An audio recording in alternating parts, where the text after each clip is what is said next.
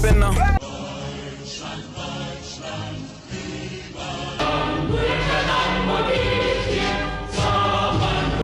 America walks, searching for new colonies, new territories to spread their influence.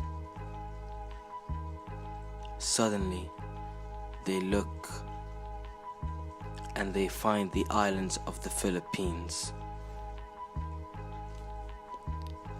They start debating with themselves.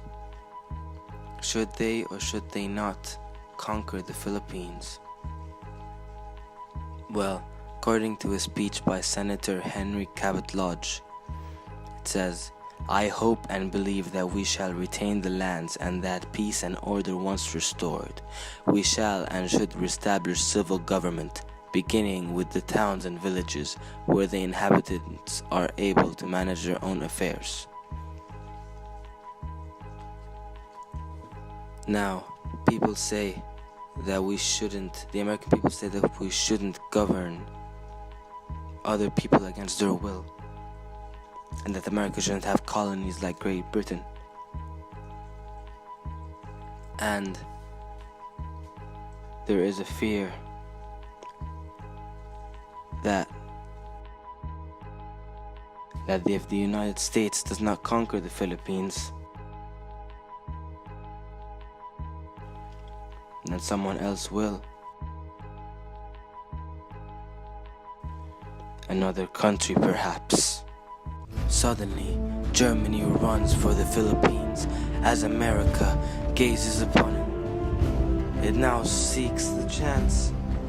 It must colonize the Philippines, because it is life or death for influence upon this earth. Germany runs, but America's faster. They both run in unison to see who shall conquer the islands of the Philippines. But unfortunately, Germany fails, and the Allied colonies fail, and America stops them from gaining more influence than them. So now there is victory. Victory to America.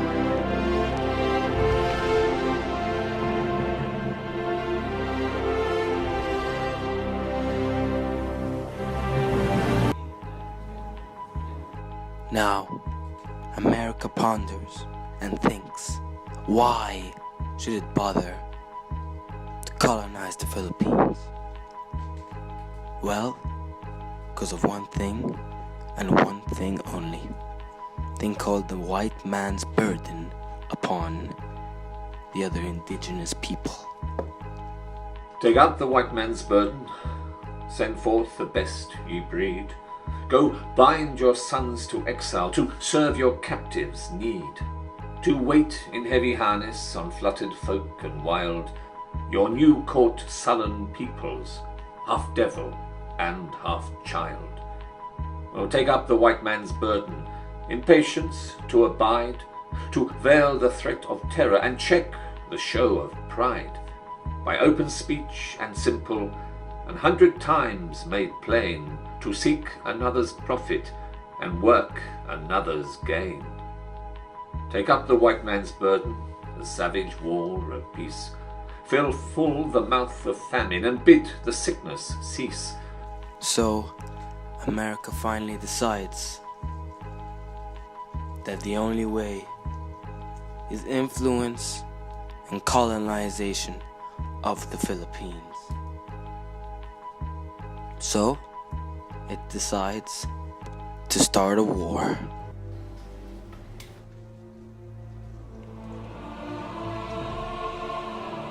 America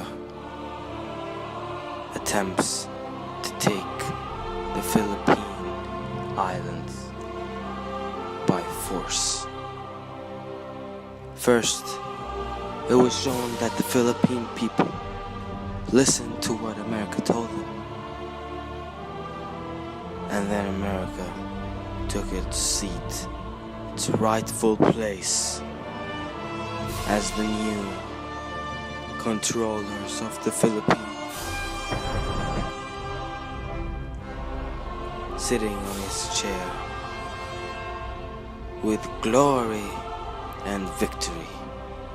But the problem was that the Philippines wanted to put up a fight, which unfortunately led to the Philippine-American War.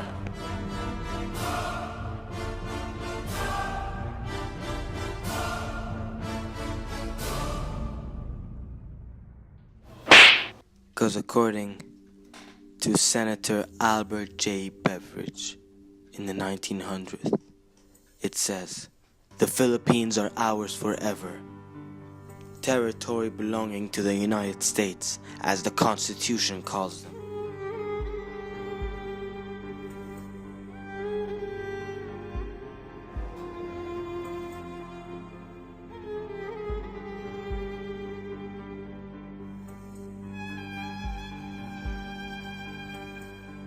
I want you for the Philippine-American War.